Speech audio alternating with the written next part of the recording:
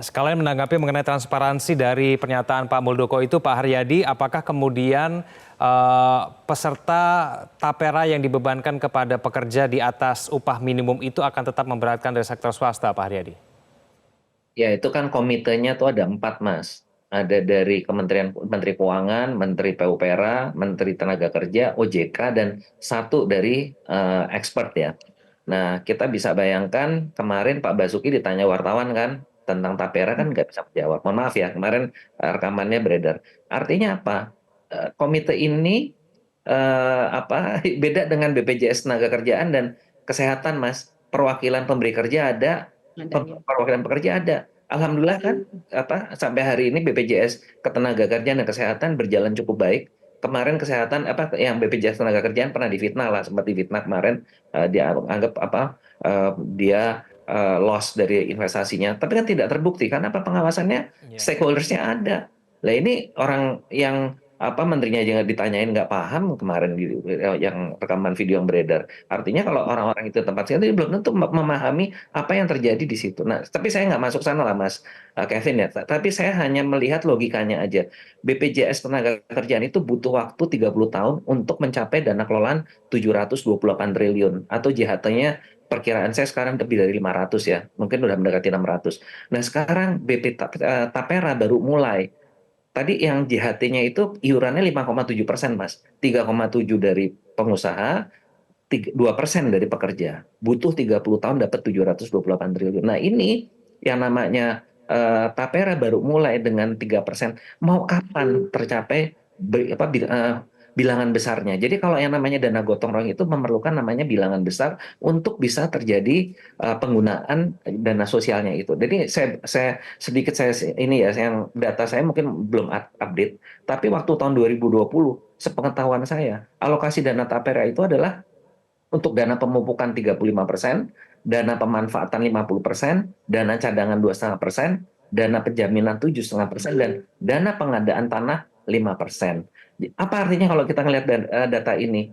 Data pemanfaatan 50% yang paling besar porsinya. Secara pengerahan dananya itu tidak mungkin akan mencukupi, gitu loh. Jadi kalau kita seperti Pak Muldoko bilang untuk mencapai backlog memenuhi backlog 9,9 juta rumah, ya kalau tapera nggak akan ngejar gitu loh. Makanya dari awal kita bilang kenapa nggak BPJS-nya diperkuat. Kalau BPJS-nya diperkuat, MLT-nya diperkuat. Nomor satu bahwa akan tadi kalau alasannya backlog itu akan langsung bisa dipenuhi karena dananya ready.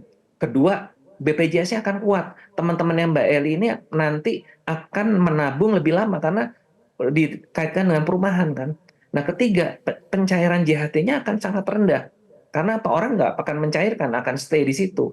Dan dari sisi perumahan untuk mendorong developer itu juga akan sangat besar pengaruhnya, sehingga developer akan bekerja sangat efisien gitu. Dan itu tidak perlu pekerja itu membayar iuran lagi. Jadi udah cukup di dalam MLT itu tadi gitu loh, Mas. Jadi kembali kayak saya sampaikan, jadi kalau kita berpikir secara realistis dan cermat, Tapera ini sangat sulit untuk mencapai apa yang diharapkan oleh target pemerintah itu sendiri. Sedangkan sudah ada dana kelolaan yang sudah siap dan sekarang sudah berjalan. Jadi harapan kami adalah bahwa seperti Mbak Eli tadi bilang, sebaiknya pemerintah mengambil inisiatif untuk merevisi undang-undang ini. Biarlah undang-undang Tapera ini untuk ASN, TNI, Polri, dan masyarakat berpenghasilan rendah secara yang swasta itu biar tetap ada di BPJS Ketenagakerjaan dengan opsi kalau orang mau sukarela ikut di Tapera silahkan, tapi tidak diwajibkan pekerja swasta itu ada di dalam Tapera. Demikian, Mas Kevin. Ya, Bu Eli, kaum buruh sendiri yakin tidak ini nanti pengelolaannya akan transparan dan akuntabel? Kita sih nggak mau berasumsi ya Mas ya sebenarnya ya. Kita kalau sudah kami awali nanti dengan kecurigaan, itu juga bisa terjadi bisa tidak terjadi. Tapi kan ada beberapa rumor akhir-akhir ini soal yang terjadi. Memang pertanyaan daripada serikat buruh ya, aduh apakah nanti itu mau disalahgunakan? Memang ada seperti itu Mas. Lalu bagaimana kontrol kita karena kita tidak ada di dalam seperti itu. Nah, yang menjadi pertanyaan saya lagi Mas seperti ini. Karena ini ada uang kita ya, uang kita yang kita tabung di sana, dan pengusaha juga kontribusinya di sana karena itu nanti langsung dipotong dari upah bulanan kita. Bagaimana kami bisa mengetahui bahwa uang kami itu aman-aman saja gitu? Karena kita tidak ada di sana kan, tidak ada perwakilan pengusaha di sana saya kira. Nanti saya dikoreksi Pak Aryadi. Dan Ya. dari serikat buruh atau dari buruh yang menabung ini dalam wajib ini tidak juga ada pernah diminta pendapat atau konsultasi minimal gitu dan tidak diminta kita duduk sebagai salah satu komite di sana seperti itu. Nah, satu lagi pertanyaan saya, kalau misalnya ini tetap diundangkan, dilaksanakan 2027, kalau misalnya kita tidak mau gitu, pekerja ini tidak mau gitu, atau pengusaha juga kan sekarang kan menolak sebenarnya. Apakah kita mau dipenjara rame-rame seperti itu?